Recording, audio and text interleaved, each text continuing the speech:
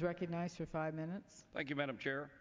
I rise to offer an amendment which would address another restrictive and misguided federal regulation.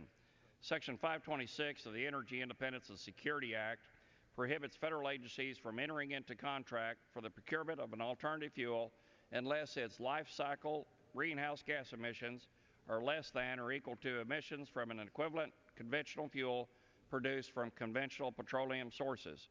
In summary, my amendment would stop the government from enforcing this ban on all federal agencies funded by the CJS Appropriations Bill.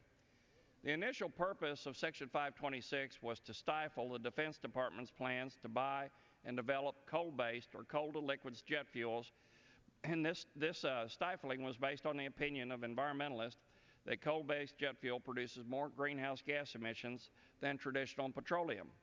I recently offered similar amendments to 4 appropriations bills last year, and each passed this House by a voice vote. My friend Mr. Conaway of Texas also had language added to the Defense Authorization Bill last year to exempt the Defense Department from this burdensome regulation. We must ensure that our military has adequate fuel resources and can efficiently rely on domestic and more stable sources of fuel. But Section 526 ban on fuel choice now affects all federal agencies, not just the Defense Department. This is why I'm offering this amendment again today for the CJS Appropriations Bill. Federal agencies should not be burdened with wasting their time studying fuel emissions when there is a simple fix, and that's not restricting their fuel choices based on extreme environmental views, policies, and misguided regulations like Section 526.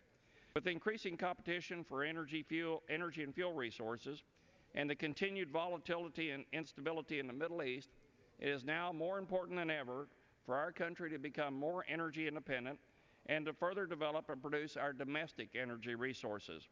Placing limits on federal agencies' fuel choices is an unacceptable precedent to set in regard to America's energy policy and independence. Madam Chair, Section 526 makes our nation more dependent on Middle East oil. Stopping the impact of Section 526 will help us promote American energy, improve the American economy, and create American jobs. Let's remember the following facts about Section 526. It increases our reliance on Middle Eastern oil. It hurts our military readiness, national energy security. It prevents the increased use of safe, clean, and efficient North American oil and gas. It increases the cost of American food and energy. It hurts American jobs and the American economy. And last and certainly not least, it costs our taxpayers more of their hard-earned dollars. I urge my colleagues to support passage of this common sense amendment. Thank you. I yield back. Gentleman yields back.